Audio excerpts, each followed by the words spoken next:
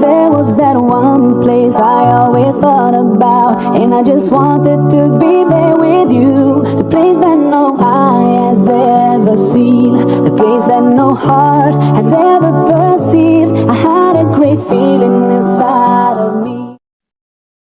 Assalamualaikum warahmatullahi wabarakatuh. Perkenalkan, nama saya Fatihah Mulayana dengan NIM belakang 002. Saya dari kelas MM3A. Di sini saya akan menjelaskan 8 hadis untuk memenuhi tugas UAS mata kuliah ilmu hadis yang diampu oleh Bapak dosen Bapak Hasmi. Hadis-hadis 8 hadis itu yaitu terkait dengan fenomena pendidikan, fenomena alam, fenomena kimia, fenomena lingkungan, fenomena hewan, fenomena matematika, dan fenomena tumbuhan.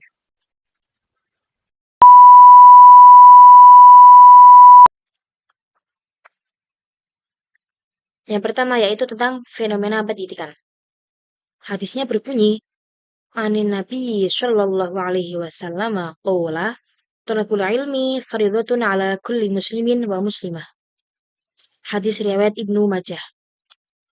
Artinya, menuntut ilmu adalah kewajiban bagi setiap muslim, baik laki-laki maupun perempuan. Hadis di atas penjelasannya yaitu hadis itu menunjukkan pentingnya pendidikan dalam Islam. Ilmu pengetahuan dianggap sebagai kewajiban untuk semua umat Islam tanpa terkecuali, baik laki-laki maupun perempuan. Namun di sini, pendidikan di sini itu tidak hanya meliputi ilmu agama, namun juga ilmu umum dalam kehidupan sehari-hari. Untuk status hadis di atas yaitu hadis hasan. Nah, nilai-nilai yang terkandung dalam hadis tersebut yaitu yang pertama, kewajiban menuntut ilmu bagi semua muslim, semua kaum muslim, baik laki-laki maupun perempuan, baik masih kecil maupun sudah tua. Nah, penghargaan terhadap pendidikan untuk semua lapisan masyarakat, termasuk masyarakat perempuan, karena di hadis tersebut dijelaskan bukan hanya muslim, tapi ada wal muslimah. Jadi, itu berlaku untuk laki-laki dan perempuan.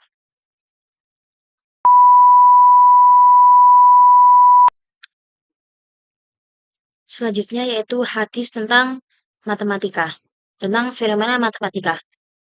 Sini hadis tentang fenomena matematika itu saya akan menyebutkan 2 hadis. Yang pertama, hadis tentang pembagian warisan. Hadisnya berbunyi, qala Rasulullah sallallahu alaihi wasallam, yaqsimul malu bil adli, fayu'ta kullu dhi haqqin haqqah.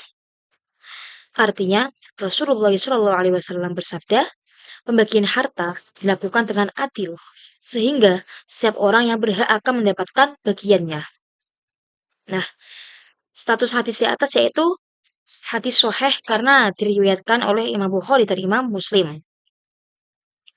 Penjelasan hadis di atas yaitu hadis ini menekankan pentingnya keadilan dalam pembagian harta yang bisa mencakup pembagian warisan, harta bersama, atau kewajiban keuangan lainnya dalam Islam. Dalam konteks matematika, pembagian harta warisan ini harus dilakukan secara tepat dan sesuai dengan prinsip yang telah ditentukan dalam Al-Quran dan hadis. Pembagian yang tidak tepat dan tidak adil akan merugikan salah satu pihak yang berhak dan menyalahi pihak dalam prinsip keadilan. Nilai-nilai yang terkandung dalam hadis di atas yaitu yang pertama, keadilan, karena pembagian yang tepat dan sesuai hak masing-masing pihak itu sangatlah penting. Yang kedua yaitu ketelitian dalam perhitungan, yaitu pembagian harus dilakukan dengan tepat agar tidak ada pihak yang merasa dirugikan. Dan yang terakhir yaitu pentingnya pengetahuan hukum Islam, karena agar pembagian dilakukan sesuai dengan ketentuan Allah dan Rasul-Nya, termasuk dalam perhitungan yang akurat. Yang kedua yaitu hadis tentang ukuran dan timbangan yang tepat. Bunyi hadis tersebut yaitu qala Rasulullah sallallahu alaihi wasallam, "Man wasya falaysa minna." Artinya, Rasulullah sallallahu alaihi wasallam bersabda, barang siapa yang menipu dalam takaran atau timbangan, maka ia bukanlah Artinya,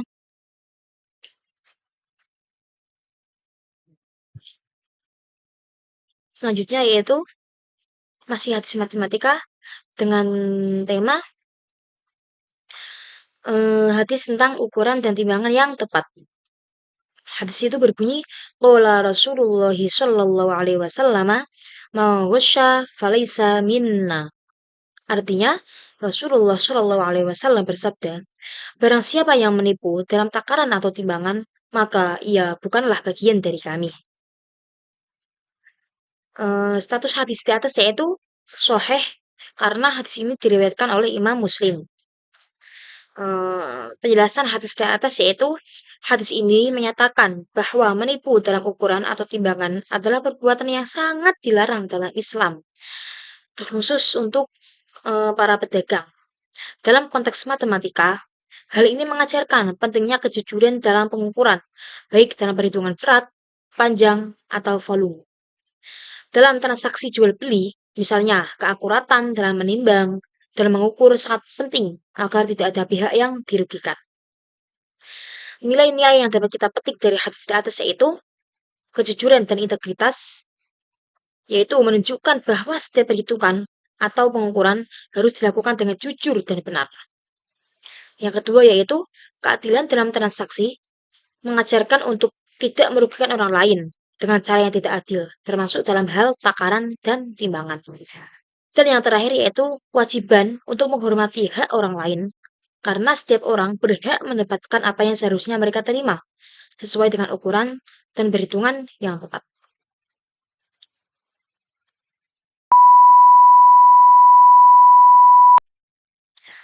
Selanjutnya yaitu hadis tentang fenomena tumbuhan. Hadisnya berbunyi, Rasulullah Shallallahu alaihi wasallam qala, "Idza zara'a ahadukum syajaratun fa akalat minhu at-tayru fadzalika lahu shadaqatan." Hadis riwayat Bukhari. Artinya, jika salah seorang di antara kalian menanam pohon dan burung memakannya, maka itu adalah sedekah baginya. Penjelasan dari hadis di atas yaitu hadis ini mengajarkan tentang keutamaan menanam pohon yang memberikan manfaat bagi makhluk hidup lainnya. Menanam pohon dianggap sebagai amal jariah yang memberi manfaat terus-menerus bahkan setelah seorang itu meninggal dunia. Status hadis di atas yaitu hadis sahih karena diriwayatkan oleh Imam Bukhari. Nilai-nilai yang dapat kita ambil dari hadis di atas yaitu pertama, kepedulian terhadap lingkungan dan keberlanjutan. Yang kedua yaitu menanam pohon. Selanjutnya yaitu hadis tentang fenomena tumbuhan. Hadisnya berbunyi, Rasulullah Shallallahu alaihi wasallam qala, "Idza zara'a ahadukum syajaratun fa akalat minhu at-tayru fadzalika lahu shadaqatan." Hadis riwayat Bukhari. Artinya, jika salah seorang di antara kalian menanam pohon dan burung memakannya, maka itu adalah sedekah baginya. Penjelasan dari hadis di atas yaitu hadis ini mengajarkan tentang keutamaan menanam pohon yang memberikan manfaat bagi makhluk hidup lainnya. Menanam pohon dianggap sebagai amal jariah yang memberi manfaat terus-menerus bahkan setelah seorang itu meninggal dunia. Status hadis di atas yaitu hadis sahih karena diriwayatkan oleh Imam Bukhari. Nilai-nilai yang dapat kita ambil dari hadis di atas yaitu pertama, kepedulian terhadap lingkungan dan keberlanjutan. Yang kedua yaitu menanam pohon. Oke, selanjutnya yaitu hadis tentang fenomena hewan. Hadis itu berbunyi, Rasulullah Shallallahu alaihi wasallam qala, "Man qatala 'ufuran fi ghairi haqqihi sa'alallahu an." Hadis riwayat Ahmad. Artinya yaitu barang siapa yang membunuh seekor burung tanpa alasan yang benar, Allah akan bertanya kepadanya. Nah, penjelasan untuk hadis di atas yaitu hadis ini menunjukkan pentingnya memperlakukan makhluk hidup dengan kasih sayang dan tidak menyalahgunakan kekuasaan kita atas mereka. Dalam Islam, Islam mengajarkan untuk kita semua, untuk umat muslim, untuk tidak memperlakukan hewan semena-mena. Nah, karena itu Islam mengajarkan kita untuk memperlakukan hewan dengan baik atau merawatnya dengan baik. Status hadis tersebut yaitu hadis hasan karena diriwayatkan oleh Imam Ahmad. Nah, nilai-nilai yang dapat kita petik dari hadis di atas yaitu kewajiban untuk memperlakukan hewan dengan baik dan menghindari kekerasan terhadap makhluk hidup.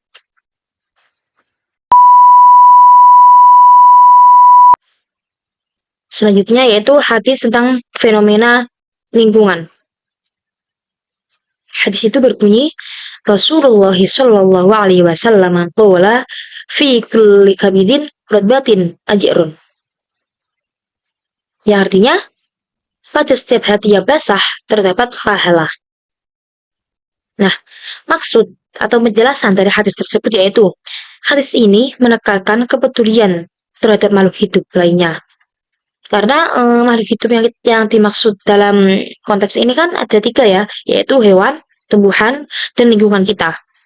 Dengan cara untuk tumbuhan yang menyirami tanaman, merawatnya, untuk hewan memberi makan hewan, merawat hewan itu, dan untuk menjaga lingkungan, kita tengah menjaga lingkungan sesuai dengan aturan dalam daerah tersebut atau dalam Islam. Karena semua itu adalah amal yang diterima oleh Allah Subhanahu wa Ta'ala.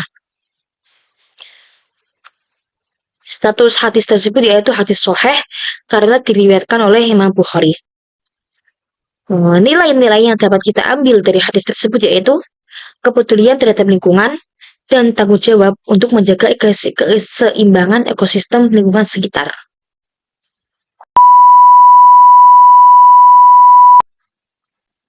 Oke.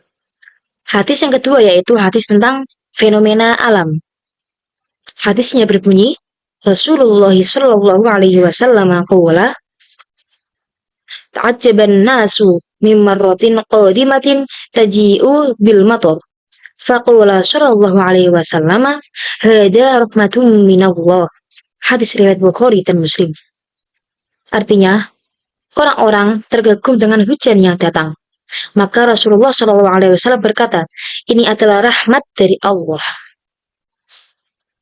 Penjelasan hadis di atas yaitu, hadis ini menunjukkan bahwa fenomena alam seperti hujan adalah tanda rahmat dari Allah. Semua fenomena alam, baik hujan, badai, angin, ada petir, kadang panas, itu harus kita pahami bahwa itu semua itu sebagai tanda kebesaran oleh Allah. Status hadis di atas yaitu sahih karena diriwayatkan oleh Imam Bukhari dan Imam Muslim. Nilai-nilai yang dapat kita ambil dari hadis tersebut yang pertama yaitu penghargaan terhadap alam sebagai ciptaan Allah, dan yang kedua yaitu pengakuan terhadap fenomena alam sebagai bentuk rahmat dari Allah Subhanahu wa Ta'ala.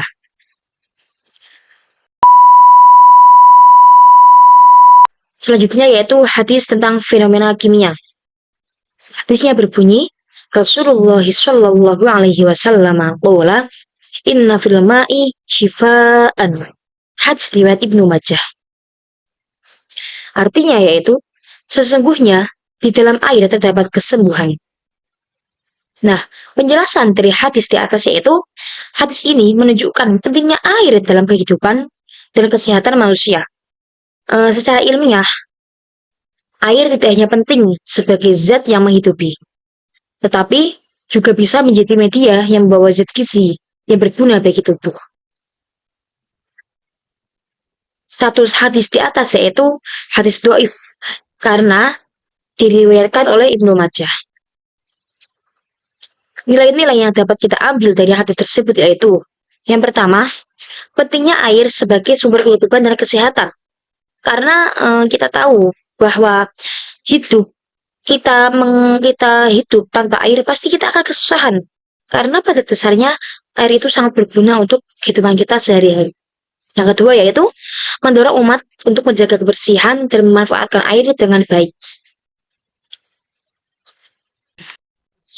Mungkin cukup sekian dari saya untuk penjelasan hadis-hadis tadi.